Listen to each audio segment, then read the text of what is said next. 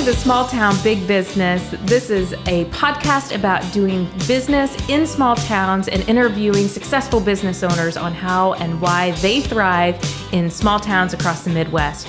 I'm your host, Allison Hassler, owner of Southern Illinois Vacation Rentals. And I'm Russell Williams, director of ETHOS Marion here in downtown Marion, Illinois. We're a small business incubator and co-working spaces. We're glad that you joined us today. And here today we are with Level 7 Motorsports owners, Jesse and Shawn Vaughn. Thank you so much for coming today. Yeah, thank you both for having us. We're excited about this interview. Yeah. All the pre-talk we just had. I know. We're fired up. Good. Yeah, we're going to have to talk about the same things that we just talked about in our prelim time because we really covered a lot already, and I'm super excited about there's this. a lot more to go. Good. Well, I want to know very specifically how you got started. What's that origin story of the Level 7 Motorsports? And maybe it wasn't that to begin with, and where it came from. Mm-hmm.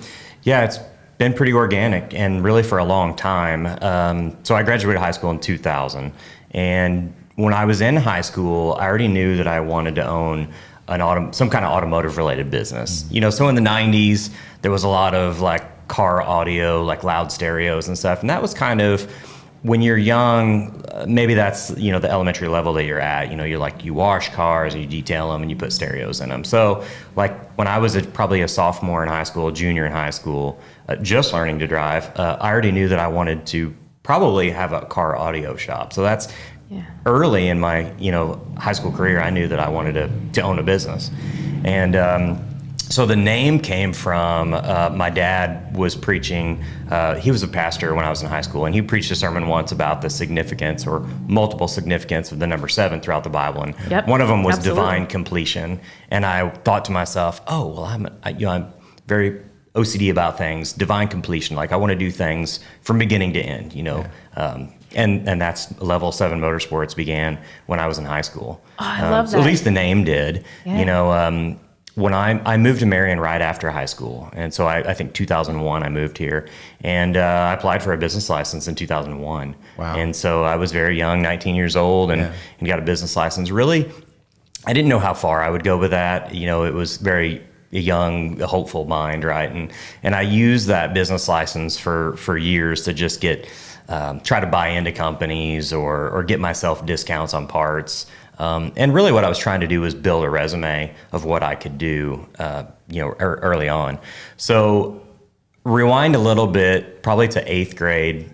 No, let's go back a little bit further. Maybe 6th, 7th grade, my dad says to me, hey, what are you going to do about a car when you get to that age? I was like, oh gosh, I have no idea.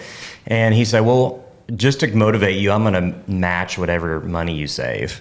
So if you want to save $500 or $5,000, I'll match it. Yeah. And so right away, I think I sold my dirt bike. I started mowing for my uncle. Like I just started working my butt off. And in 8th grade, I found a truck for $1,500 and I bought it. And throughout those next, year and a half, my dad and I redid that truck. Yeah. We had it painted and we put different tires on it. And, it was a really neat learning experience. And I think right through there is where I decided that I wanted to do that. Yeah. And I drove that truck when I turned 16. I drove it for that year. And then I remember seeing like a Camaro for sale.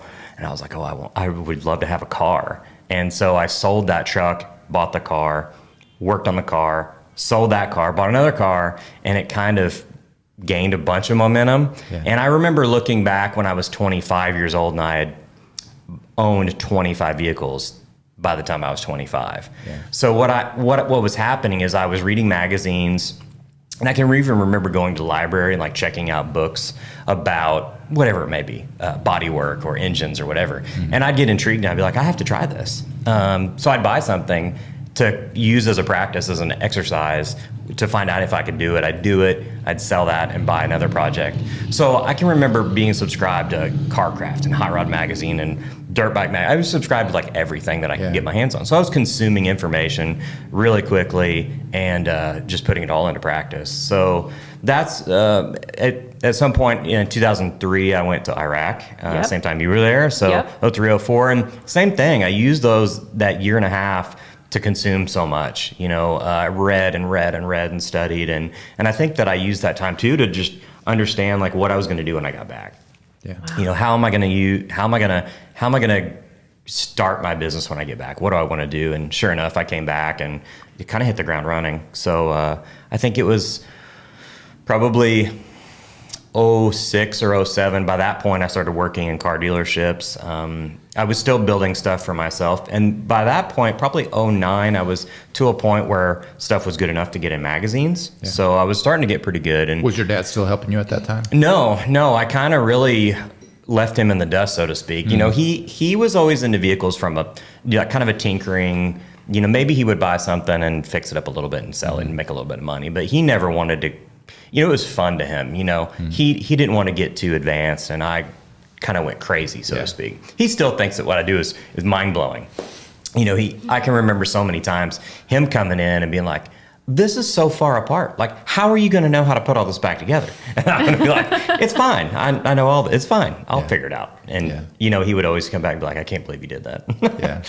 Yeah. Still, like he's retired now and he comes by our business a lot and, mows or changes light bulbs, and he hangs out a lot, and he'll see, trucks all the way down to the frames, or we're going to ship this one to Australia or whatever. And he's like, oh my gosh. I think it makes him nervous to a certain point that we go so far. But so Shawn, do you have a similar background, or did you just? No, my background is completely opposite. I went to school for photography and blacksmithing, and when I met Jesse, I was working full-time at the hospital, and then doing a studio on the side. So I knew that I always wanted to work for myself and have my own business. But completely different backgrounds, more art, and then he's more mechanical.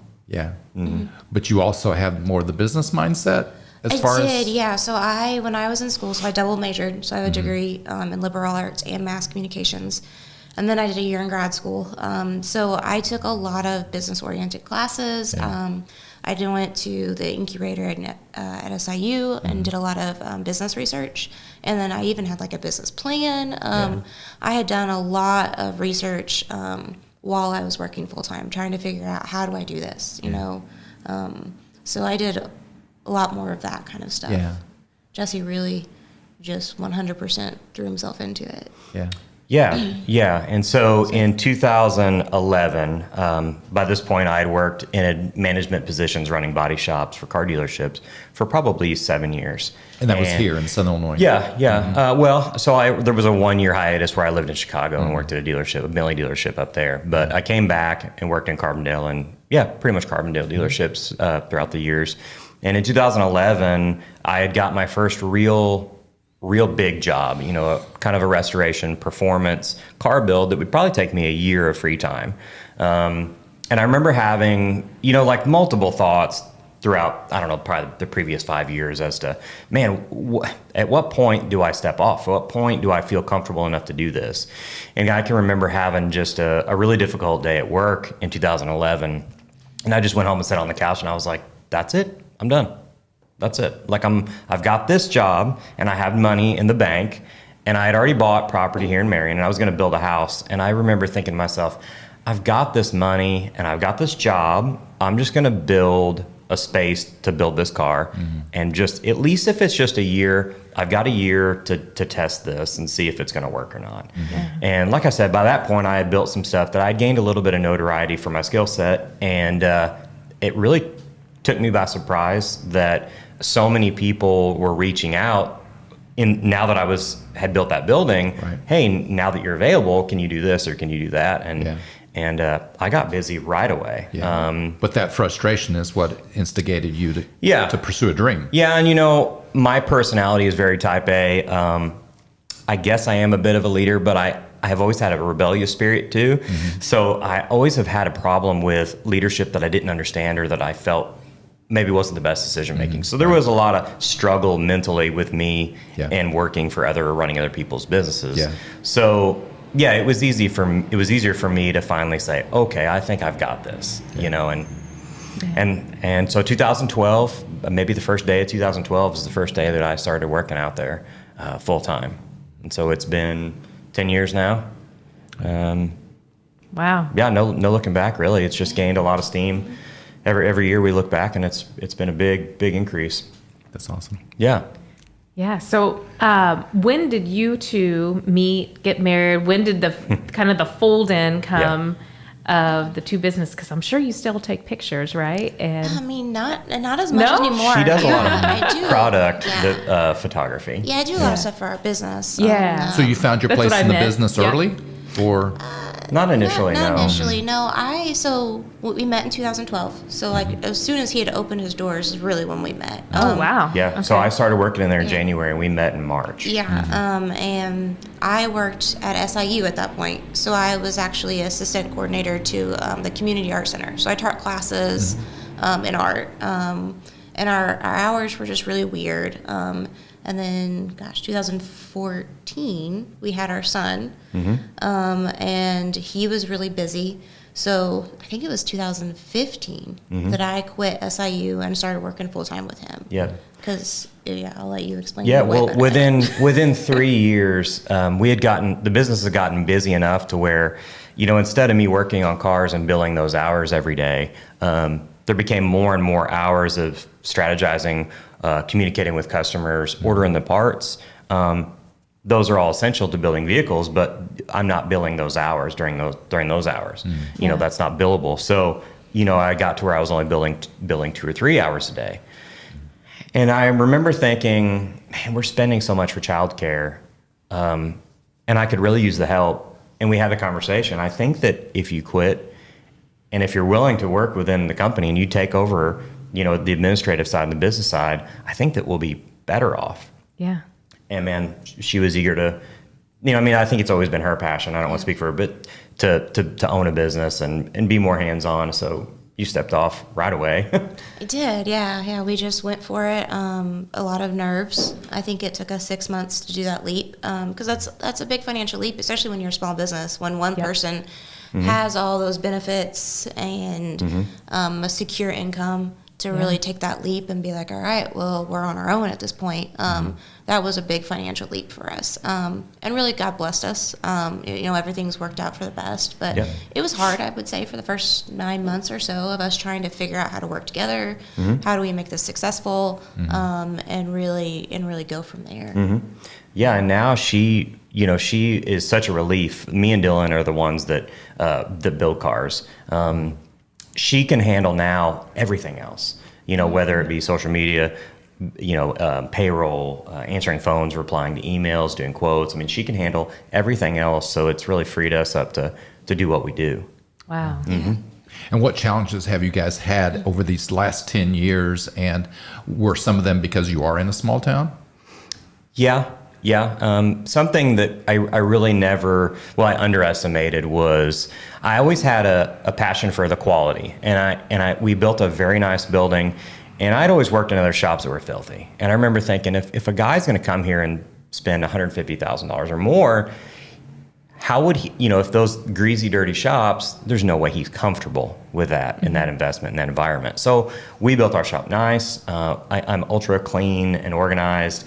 And so my trajectory was always to focus on quality more than anything. And if the client fit that, that's where we wanted to go. If somebody wanted something cheaper or cut corners, we were going to ignore all that. So in doing that, we have led ourselves to an unbelievable quality of client and project, but we have just continued to shrink our employment pool. And that's something that I never would have taken into consideration. Maybe the normal backyard mechanic could have helped us early on, and now not at all. So there's just a small amount of people within the country, really, even that can help and work with us. Yeah. Wow. So that's something that we've really struggled with. So where do you look for both employees and clients too? The clients really find us. We don't have to do anything really for the Regionally, clients. or? No, not regionally at all. No. Our clients are everywhere. They're international now. So we have built some vehicles and shipped them to other countries. Wow. Oregon, we have people that bring vehicles from Oregon, 40-hour drive to here. They're everywhere. They're all around the country now. Yeah. So very little clientele regionally. And then we just really try to hire from anywhere. and try to help relocate them. How do your clients find you? Really, it's social media. It's all social media, whether that be YouTube or our Instagram. We've kind of built a reputation for ourselves within the industry because of that quality. Wow. And so they find us. I would say a lot of referrals. There are some referrals. Yep. Yeah. So, if we had a guy that lived in Chicago and had really good success with us, he's been willing to communicate that with his friends that are looking for the same service. Sure. Yeah. Yep. And so now we've probably got 9 vehicles that are booked and waiting. So that'll be, that's 3 years of work that's waiting on us right now. So these are complete rebuilds. Mm-hmm. Yep. So you take almost every part down, just like it was assembled from the factory years ago, and you completely redo? Like a common situation would be you have your grandpa's old truck, but you and your husband would like to use it more than it just sitting in the backyard, right? So they say, hey, we've got this truck. We would like it restored. We like all modern drivetrain put in it. Make it to like we could drive it like a brand new truck. So that's a common thing for us. Okay. Now our niche within that niche is more the performance side. So we do a lot of road racing and autocrossing, and that's my passion, is the racing side of it. So there are a lot of those people that say, hey, we might as well do like a 700 horse engine while we're at it, Wow. So that's our clientele. So a lot of those projects may be 150,000 and then up. We've done some very large projects physically that are a lot more, but yeah, that's the common situation. Wow. And referrals is a lot of that business. Is the people that you've done work for, they're referring, but also maybe vendors that you have that we are do get a saying, lot of that. You are the go-to guys for this. Yeah, and he does a lot of parts. So we do a lot of part sales as well for the do-it-yourselfers that may not want their car in our shop, but they know that we know exactly what parts need to go on that vehicle, so they don't have to go to the store and rebuy stuff. So we do a lot of parts packages as well. Cool. Wow. So like the Amazon of our industry would be Summit Racing. Summit Racing is a large catalog parts company that's been around forever. They have everything. They're a wholesaler for everything, but then they retail to the normal people. What can happen is if you call Summit Racing or you could ask for a package to do this, and they may suggest something that is not going to work. And with our experience in building vehicles, people can call us and say, I want this package. I say, well, that may not be exactly what would work best for you. Well, I'll put a package together it's very easy to install. It's great. We've had great experience with that. So that's where we're getting a lot of part sales success now, is throughout our experience of years of building vehicles, we're helping the DIY client in their garage, maybe a father-son project, only buy parts one time. If you go to like one of those catalog companies, there may be a guy on the phone that has no experience in building cars whatsoever. So you may buy a product, install it, and come to find out there was something that you should have bought. So a lot of those guys are double buying, throughout the course of the project. Yeah. So so that's where we're doing a lot of business now as well, is out-of-state part sales. Wow. You talked about the client, the person that has their grandpa's truck that wants to get redone. If you have anything else to add to that, like what your typical client's story is, that would be really helpful to help kind of paint the picture of what you do and how you do it and why you have people from Australia contacting you to ship them back a car. And at that introduction, as you're introducing your business and how you got into it. And another common scenario may be that a guy is right before retirement age. His first vehicle was a 69 Camaro, and it's been gone for 35 years. And then now I'm right here, I've got a little bit of money, and that's my dream. So that's a lot of those guys too that we deal with. And, so cool. And they don't have an unlimited amount of money. They've got that amount of money that they'd like to have some fun with. And so that's a lot of our clients as well. So that's why they reach out to us. They know that they're going to spend their money once and then get a vehicle that they can drive every day or go to the Dairy Queen or whatever. Back to the challenge of employing people and finding people from outside the region. What do you say to those people? Because you said you relocate them. So what do you say about this place in order to get people to come? Sure. And so that's been a learning curve as well. Not only that we're hiring or what benefits that I can offer, but what benefits our area can offer. So we really this last year like devoted a page on our website, to positions that are available. And then, we're even going to do a video, like a YouTube video on the region and some of the hunting, fishing, hiking, restaurants, whether it be tattoo shops or whatever. Yeah. We want prospective employees to be able to look at this stuff and say, man, cost of living's great. They've got great restaurants. They're good people. Yeah, maybe I could move. Yeah. So that's something that we've really had to do is showcase where we're at and why we enjoy being here. Yeah. Why is that? Why do you enjoy being here? Because obviously you could work literally anywhere in the world, it sounds like, and your clients will follow you. Yeah, right. Yep. We've struggled with that, in years past. I would say that currently it's very easy to live in Marion. We're more happy now than we ever have been. But yeah, a year ago we were in a spot where we said, we're growing so quickly, we need to invest in more employees and we need to invest in more building space. We want to build a new home. Where do we do that? Do we stay here? Is it beneficial for us to stay here?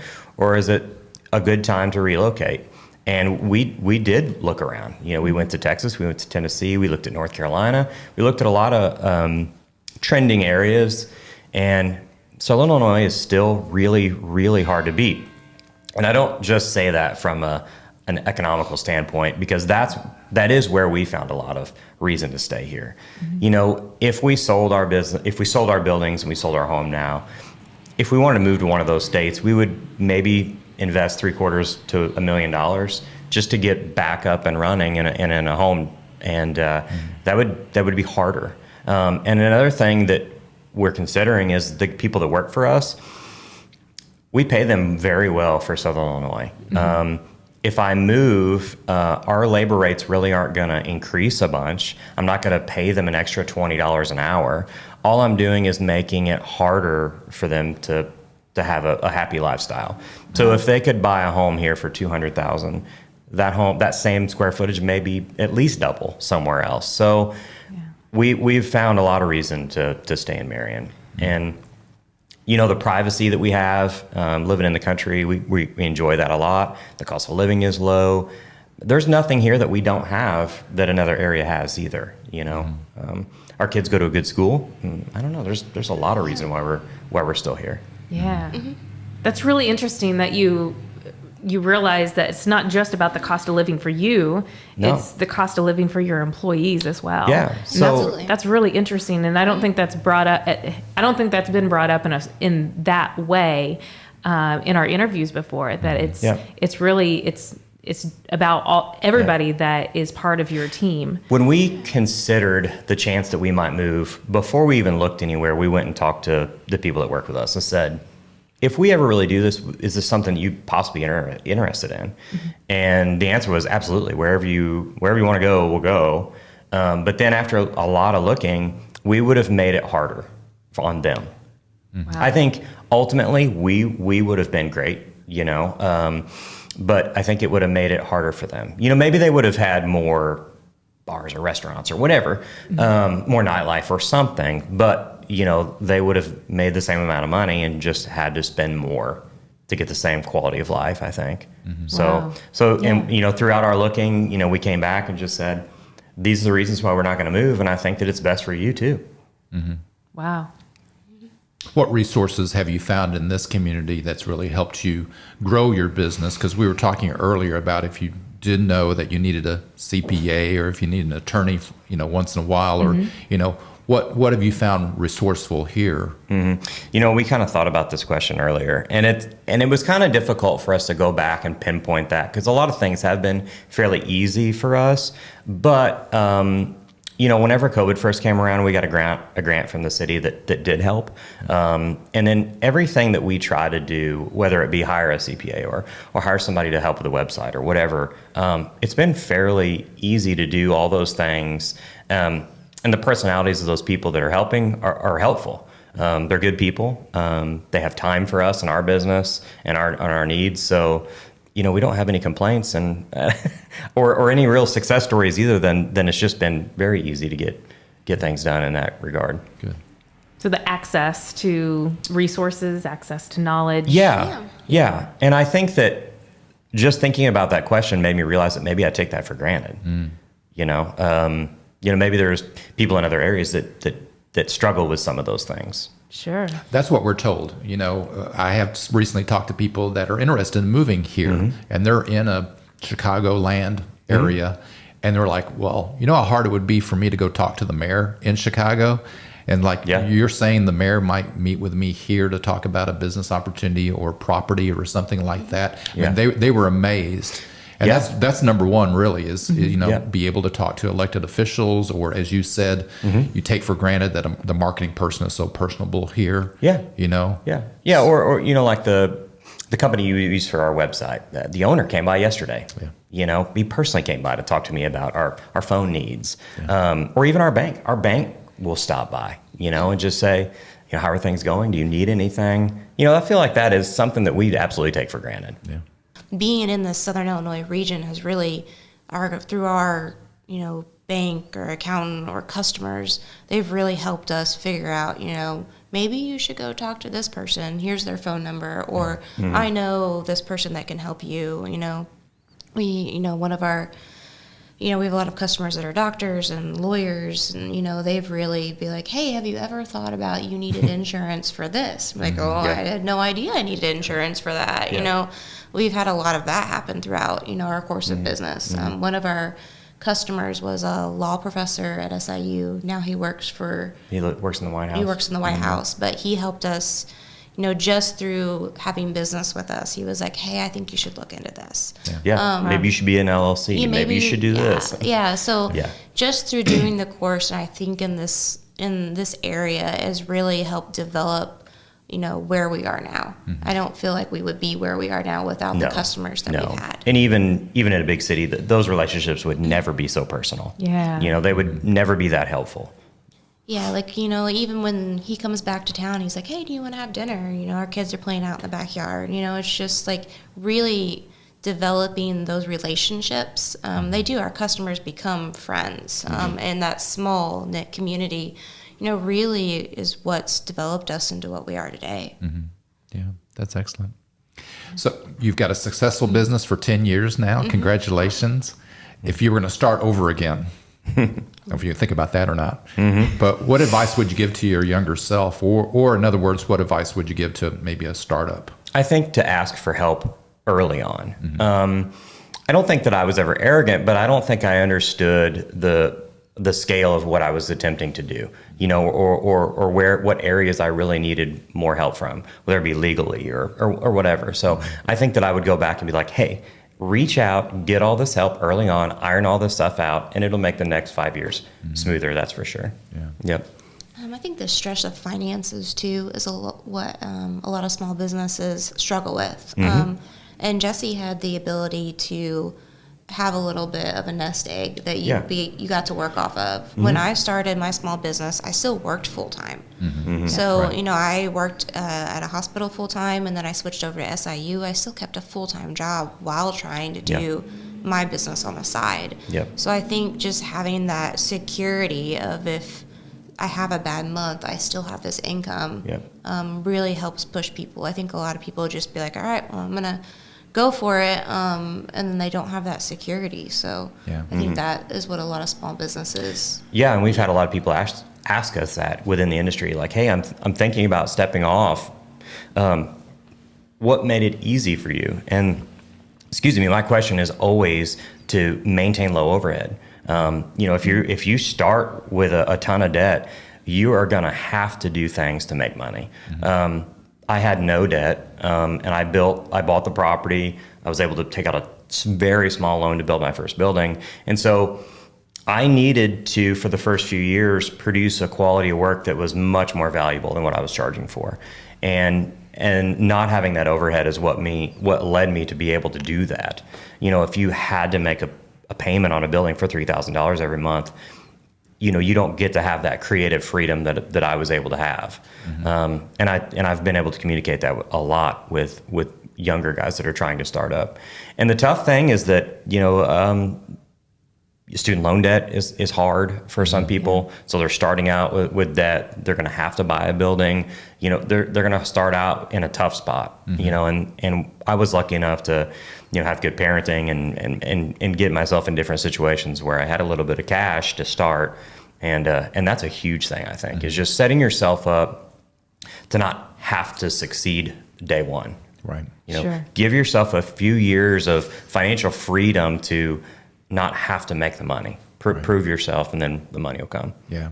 You knew that your quality was more valuable than what you were charging out, but yet you kept it at a certain level, it sounds like, for a little while, to build that portfolio. Was that an intentional strategy that you used? Yeah. And do you recommend that for other industries, other entrepreneurs? I do. And I find that our clients appreciate that. That's still a philosophy that I follow every single year. There's price increases a lot in our industry. Yesterday, there was a 5% increase in the brake manufacturer that I use. So there's constantly increases. And there's a lot of clientele that have other shops build vehicles, and they say, man, their shop rate's $120 an hour. I'm like, how many hours are they discounting? How much are they taking away? And where does their value come in? So our labor rate is maybe half that. So what I try to do is say that the cost of our labor is dependent upon my efficiency and my skill set and the tooling that we have.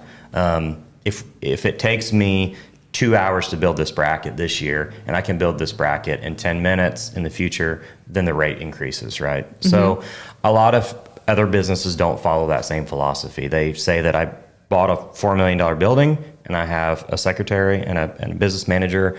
We're going to have to be at $120 an hour. And I think that's what turns a lot of clientele off. They say, where is the value in what I'm paying? And with us, it's the quality of our work, the quality of how we communicate. We invoice every Friday. We show that we bill for one nut. We provide a very high quality in everything that we do, and charge accordingly. So yeah, that's something that I focus on every single year. Absolutely. Yeah. Well, we've loved learning about your business. I don't think I knew anything about it until I knew you were going to be here. Well, and thanks. so we watched some video, and I'm hoping that we can splice some video in on our podcast too. That would be, well, we want to thank you, Jesse and Shawn Vaughn from Level 7 Motorsports, for joining us today. We'd love for you to be involved in the ETHOS Small Business Incubator. I think your knowledge and experience that you just shared with us would be great at helping other people get startups going. And so if it's okay, I'll call upon you. Yeah, absolutely. That'd be awesome.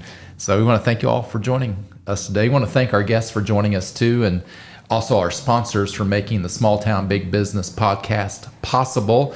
We want to thank Fowler Heating and Cooling, the Arcadia Wealth Group, the Black Diamond Harley Davidson and RV, the Watermark Auto Group Foundation, the Southern Illinois Vacation Rentals, Swinford Media Group, and our producer, Union Street Arts. We want to thank Luke O'Neill, the owner of Union Street Arts, for producing our podcast, and David Williams for being our podcast production manager. As always, you can find us wherever you listen to podcasts, as well as listen to full episodes on YouTube. And we ask you to subscribe to our podcast so you can get the releases every 2 weeks of a new podcast episode. And we want to thank you for joining us. And if you want to know more about the Small Town Big Business podcast, or even the ETHOS Small Business Incubator and Co-working Spaces here in downtown Marion, you can go to www.ethosmarion.org, or reach out to me, Russell Williams, and that email address is russell@watermarkethos.org. I'm Russell Williams. And I'm Allison Hassler. Thank you so much for listening.